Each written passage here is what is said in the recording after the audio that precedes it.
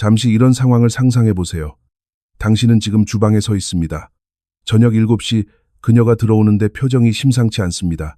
당신도 잘 아는 그 표정 말이죠. 그녀가 입을 열기도 전에 가슴이 꽉 조여오는 그 느낌. 그녀가 소리를 지를까봐 그런 게 아닙니다. 아니, 차라리 소리를 지르는 게 나을지도 모릅니다. 그게 더 솔직하니까요. 대신 그녀는 한숨을 내뱉습니다. 그 짧고 실망 섞인 숨소리는 수천 마디 말보다 더 많은 것을 전달하죠. 그 순간 당신은 자신이 한없이 작아지는 것을 느낍니다. 5초 전에 당신보다 훨씬 못한 존재가 된 기분이죠. 여기서 더 기가 막힌 건 뭔지 아세요? 그녀는 자신이 아주 이성적이라고 생각한다는 겁니다. 본인이 성숙하고 인내심 있고 가정을 지키기 위해 애쓰는 사람이라고 믿죠. 반면 당신은 무엇 하나 제대로 못하는 무능한 존재로 취급받으면서요. 제가 이걸 깨닫는데 37회가 걸렸습니다. 책이나 세미나에서 배운 게 아닙니다. 제 영혼이 하나씩 조각조각 해체되는 과정을 지켜보며 처절하게 배운 겁니다. 여자가 남자를 무너뜨리는 데는 큰 목소리가 필요 없습니다. 접시를 던지거나 문을 쾅 닫을 필요도 없죠. 실망감과 당연히 그래야 한다는 권위의식을 적절히 섞기만 하면 됩니다. 그러면 다 큰 성인이 어머니의 인정을 갈구하는 어린아이처럼 변해버리죠. 더 비극적인 건 우리가 그걸 허용한다는 겁니다. 심지어 그렇게 해달라고 매달리기도 하죠. 우리 머릿속 깊은 곳에는 여자의 행복이 곧 남자의 책임이라는 공식이 박혀있기 때문입니다. 그녀의 감정 상태가 내 성적표라고 믿는 거죠. 그녀가 만족하지 못하면 내가 남자로서 실패한 거라고 생각합니다. 3년 전, 10년 만에 처음으로 아파트에 혼자 앉아 깨달은 게 있습니다. 너무나 당연한 건데 그때는 몰랐던 것들요.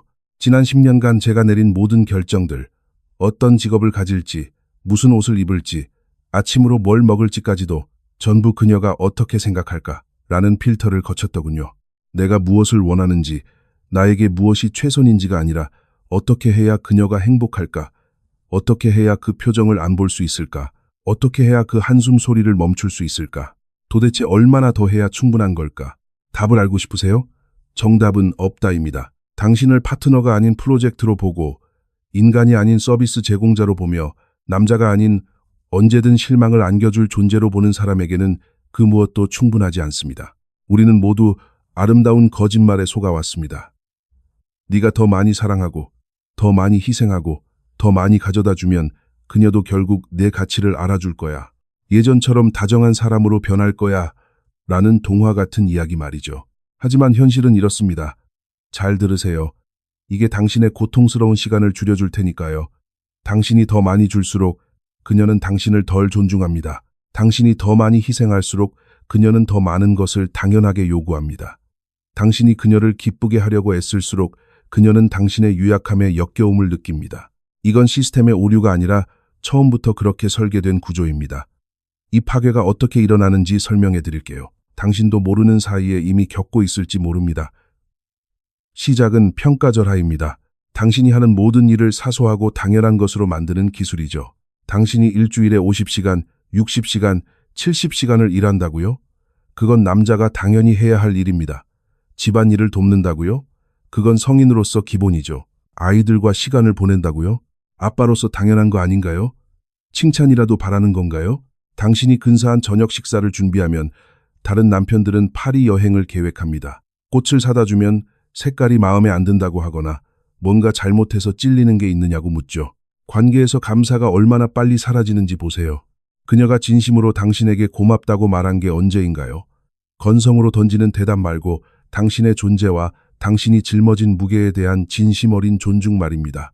그녀가 감사하지 않는 이유는 당신이 호의를 베푸는 게 아니라 의무를 다하고 있다고 믿기 때문입니다. 남자라는 직업의 최소 요건을 채우고 있을 뿐인데 출근한 직원에게 고마워할 사장은 없으니까요. 하지만 당신이 그녀의 사소한 일에 감사하지 않으면 난리가 납니다. 그녀가 저녁을 하면 최고의 요리사 대접을 해줘야 하고 빨래를 하면 숭고한 희생으로 여겨야 합니다. 둘이 같이 낳은 아이를 돌보면 그녀는 성녀나 다름없죠. 만약 당신이 그 공로를 충분히 칭송하지 않으면 가족을 위해 애쓰는 아내를 몰라주는 배은망덕한 놈이 됩니다. 그녀의 두 번째 무기는 걱정으로 포장된 통제입니다. 어디야? 누구랑 있어? 왜 바로 답장 안 해? 11시 47분에 접속 중인 거 봤는데 왜 11시 52분에 답장해? 그 5분 동안 뭐 했어? 그녀는 이걸 사랑이고 관심이라고 말하겠지만 사실 당신의 영혼에 GPS를 달아놓는 겁니다. 당신 삶의 매 순간이 그녀의 승인과 검열 아래 있다는 걸 각인시키는 거죠. 더 잔인한 건 뭔지 아세요? 당신이 이 감시를 잘 따를수록, 그녀를 안심시키려 투명하게 행동할수록 그녀는 당신을 더 경멸하게 됩니다. 깊은 곳에서는 통제할 수 없는 강한 남자를 원하면서도 동시에 당신을 시험하고 밀어붙여야 직성이 풀리기 때문입니다. 당신이 저항 없이 휴대폰을 넘겨주고 부모님께 보고하는 10대 소년처럼 구석구석 설명할 때마다 그녀의 매력 지수는 깎여 내려갑니다. 이런 감시 상태는 선제적 무기력을 만듭니다.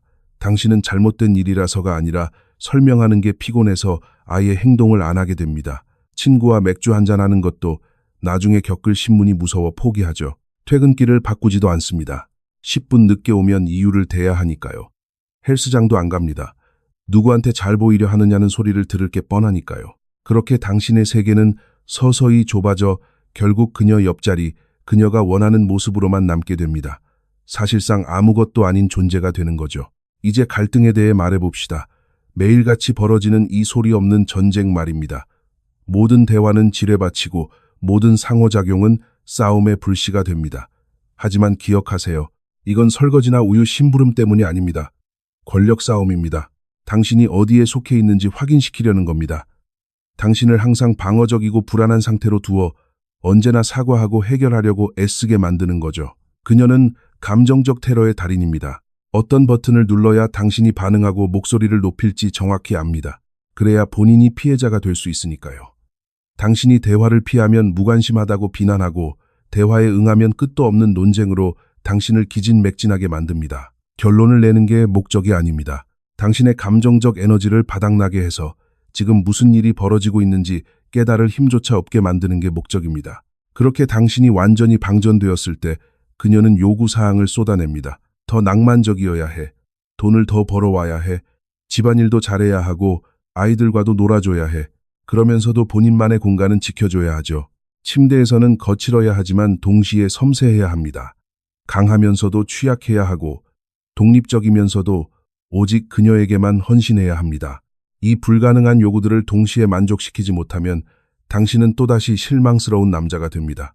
가슴 아프지만 당신을 살릴 수도 있는 진실을 말해드릴게요. 그녀가 끊임없이 문제를 만드는 이유는 문제를 해결하려는 당신의 관심만이 그녀가 아는 유일한 소통 방식이기 때문입니다. 그녀는 평화나 조화 속에서 존재하는 법을 모릅니다. 식물이 물을 필요로 하듯 그녀는 드라마를 필요로 하고 폐가 공기를 필요로 하듯 갈등을 필요로 합니다. 갈등이 없으면 자신이 누구인지 무엇을 원하는지 모르는 공허한 현실과 마주해야 하니까요. 그녀는 그냥 행복하지 않은 겁니다. 그리고 당신이 곁에 있는 남자니까 그건 당신 잘못이어야만 하는 거죠. 제 형이 15년 동안 겪은 일을 지켜봤습니다. 자신감 넘치고 사업도 잘하던 형이었습니다. 15년 후 형은 출근길에 커피 한 잔 사 마시는 것도 아내의 허락을 구하게 됐습니다. 작업화가 왜 필요한지 논문을 쓰듯 설명해야 했죠. 3번이나 승진 기회를 거절했습니다. 아내가 집에 있는 시간이 줄어든다고 싫어했거든요. 하지만 막상 집에 있으면 걸리적거린다고 구박받습니다. 형은 이게 사랑이고 결혼 생활이라고 믿으며 살고 있습니다. 남자를 정말로 무너뜨리는 건 비난이나 통제 그 자체가 아닙니다. 계속해서 바뀌는 기준, 절대 이길 수 없게 설계된 게임 때문입니다. 오늘 그녀는 당신이 감정적으로 다가오길 원해서 마음을 열고 두려움과 불안을 털어놓게 만듭니다. 하지만 내일이 되면 당신의 유약함에 진저리를 칩니다. 우는 남자, 확신 없는 남자에겐 매력을 못 느끼겠다면서요. 그래서 당신이 다시 강해지고 감정을 절제하면 이제는 차갑고 거리감이 느껴진다고 비난합니다. 도저히 이길 방법이 없습니다. 애초에 당신이 이기도록 설계된 게임이 아니니까요. 이건 카지노와 같습니다. 판돈으로 인생 전체를 걸었는데 절대 이길 수 없는 게임이죠. 제가 언제 잠에서 깨어났는지 아세요? 5년 동안 공들인 끝에 제 커리어에서 가장 큰 승진을 했던 날이었습니다. 기쁜 마음으로 집에 와서 소식을 전했죠. 그녀가 뭐라고 했을까요? 이제 집에 있는 시간이 더 줄어들겠네. 축하도 자랑스러움도 없었습니다. 오직 그 일이 자신에게 미칠 부정적인 영향뿐이었죠. 그 순간 깨달았습니다. 어떤 성취도 축하받지 못할 것이며 어떤 성공도 충분하지 않을 거라는 걸요. 더 교묘한 건 이 모든 걸 진정한 남자가 되지 못한 당신의 탓으로 돌린다는 겁니다. 진짜 남자라면 말 안 해도 아내가 뭘 원하는지 알아야 하고 아내의 감정 기복에 휘둘리지 않아야 하며 본인의 욕구는 없애고 아내의 모든 요구를 들어주면서도 감사해야 한다는 식이죠. 그녀는 당신을 파괴하는 게 아니라 당신이 잠재력을 발휘하지 못해서 실망했을 뿐이라고 말합니다. 시간이 흐르면 당신도 그 말을 믿기 시작합니다. 내가 정말 부족한 사람인가? 이런 나를 받아주는 그녀가 고마운 건가? 당신의 자존감은 그녀의 불만족 주의를 맴돌며 뒤틀립니다. 그녀를 만나기 전 당신이 얼마나 당당하고 가치 있는 사람이었는지 잊어버리게 됩니다. 침실조차 전쟁터가 됩니다.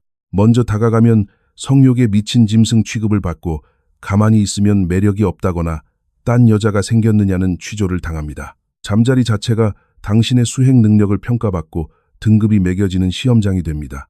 너무 빠르다, 느리다, 거칠다, 부드럽다, 모든 게 평가 대상입니다. 그녀는 자신의 감정을 무기화하면서 당신의 감정은 부정합니다. 그녀의 기분이 안 좋으면 집안 전체가 살얼음판을 걸어야 하지만 당신의 기분이 안 좋으면 남자답게 굴어라. 부정적인 기운을 집에 들고 오지 마라는 훈계를 듣습니다. 그녀의 눈물은 진실한 고통이지만 당신의 눈물은 나약함이나 조작입니다. 그녀의 분노는 정당하지만 당신의 분노는 폭력입니다. 이 과정에서 그녀는 자신이 모든 것을 희생한 피해자라는 서사를 유지합니다. 당신을 위해 꿈을 포기했고 더 좋은 남자를 만날 수 있었지만 당신을 선택했다는 식이죠. 당신이 가족을 위해 일하는 건 당연한 의무일 뿐이지만 그녀가 하는 모든 일은 숭고한 성취가 됩니다. 주변 사람들과의 고립도 전략적으로 일어납니다. 당신의 오랜 친구는 나쁜 영향을 주는 사람이 되고 형제는 그녀를 싫어하는 사람이 되며 부모님은 지나치게 간섭하는 존재가 됩니다. 하나씩 지원군이 차단되고 나면 당신의 머릿속에는 그녀의 목소리만 남게 됩니다. 당신의 가치를 판단하는 유일한 판사가 그녀가 되는 거죠. 그녀는 과거의 기억까지 재구성합니다. 당신의 작은 실수는 관계를 망친 결정적 증거가 되고 수년 전의 말다툼은 당신의 폭력성을 입증하는 자료가 됩니다. 모든 잘못은 기록되어 당신이 얼마나 운이 좋은지 일깨워주는 도구로 쓰입니다. 반면 그녀의 잘못은 전부 당신의 부족함 때문에 일어난 어쩔 수 없는 반응일 뿐이죠. 하지만 가끔, 아주 가끔 그녀는 세상에서 가장 다정한 여자가 됩니다. 당신이 처음 사랑에 빠졌던 그 모습으로 돌아와 고맙다고 말하고 안아주죠. 그럼 당신은 생각합니다. 드디어 고비를 넘겼구나. 이제 달라질 거야. 하지만 그건 변화가 아니라 간헐적 강화라는 심리학적 도구입니다. 당신을 중독시키고 희망 고문을 해서 계속 곁에 묶어두려는 계산된 행동이죠. 그녀의 불행은 당신 때문이 아닙니다. 당신이 많이 나기 전부터 그녀 안에 있던 상처이고 그 무엇으로도 채울 수 없는 공허함일 뿐입니다. 당신은 파트너가 아니라 그녀의 감정 쓰레기통이자 인생이 뜻대로 풀리지 않는 것에 대한 핑계일 뿐입니다. 해결책은 간단해 보이지만 가장 어렵습니다. 당신 자신의 파괴에 가담하는 것을 멈추는 겁니다. 그녀를 행복하게 만들려는 시도를 그만두세요. 그건 당신의 직업도 아니고 애초에 불가능한 일입니다. 당신의 행동을 일일이 설명하지 마세요. 당신은 존재 자체로 사과할 필요가 없습니다. 자신의 삶을 사는데 허락을 구하지 마세요. 그녀의 실망을 당신이 해결해야 할 비상사태로 취급하지 마세요. 이렇게 하면 그녀가 떠날까봐 두려우신가요? 묻겠습니다. 당신을 존중하지 않고 당신의 영혼을 가루로 만드는 여자를 잃는 게 정말 손해인가요? 그건 상실이 아니라 해방입니다. 삶을 되찾는 것이고 누군가의 조연이 되기 전에 당신을 기억해내는 과정입니다. 진심으로 당신을 사랑하는 여자는 당신을 파괴하려 하지 않습니다. 함께 성장하고 승리를 축하하며 실패했을 때 곁을 지켜줍니다. 점수를 매기지 않고 당신의 약점을 무기로 쓰지 않습니다. 그런 관계는 당신을 지치게 하는 게 아니라 에너지를 줍니다. 지금 당장 생각해 보세요. 마지막으로 진심으로 행복하고 편안했던 게 언제였나요?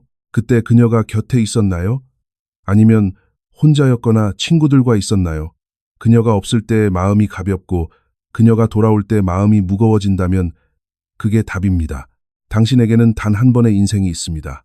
그런데 왜 당신을 서비스 제공자나 감정 청소부로 여기는 사람에게 당신의 소중한 시간을 바치고 있나요? 왜 매일 조금씩 죽어가고 있나요? 자녀들에게 무엇을 가르치고 싶습니까? 아빠가 엄마의 감정 노예로 사는 게 사랑이라고 가르치고 싶으신가요? 빠져나오는 길은 당신이 나쁜 놈이 될 각오를 하는 것에서 시작됩니다. 당신이 통제에서 벗어나면 그녀는 당신을 이기적이고 잔인한 사람으로 몰아세울 겁니다. 그래도 괜찮습니다. 혼자가 되는 게 옆에 있는데도 외로운 것보다 훨씬 낫습니다. 작은 것부터 시작하세요. 이유를 설명하지 말고 싫은 건 싫다고 말하세요. 허락받지 말고 외출하세요. 그녀가 화를 내며 당신을 다시 길들이려 할 때 무너지지 말고 지켜보세요. 당신이 굴복하지 않으면 그녀는 당신을 존중하거나 아니면 본색을 드러내며 떠날 겁니다. 어떤 쪽이든 당신에겐 이득입니다. 이건 폭군이 되라는 말이 아닙니다. 경계를 세우고 자신을 존중하라는 뜻입니다. 당신도 존중받을 자격이 있고 평화로운 집에서 쉴 권리가 있습니다. 당신의 행복은 누군가의 허락을 받아야 하는 게 아닙니다. 오래된 관계일수록 아이가 있을수록 어렵다는 것 압니다. 하지만 파괴적인 상황에 머무는 건 희생이 아니라 방조입니다. 당신 스스로를 쓰레기처럼 대하게 허용하는 걸 멈추세요. 당신을 있는 그대로 아껴줄 파트너는 세상 어딘가에 분명히 있습니다. 선택은 당신의 몫입니다. 조각조각 부서져 껍데기만 남을 것인지 아니면 나 자신을 선택하고 진짜 삶을 살 것인지 말입니다. 더 늦기 전에 당신 안에 남은 마지막 조각마저 사라지기 전에 결단하세요. 당신의 미래는 지금 이 순간 당신의 선택에 달려 있습니다. 당신 자신을 위해 살기로 하세요. 이제 그럴 때가 됐습니다.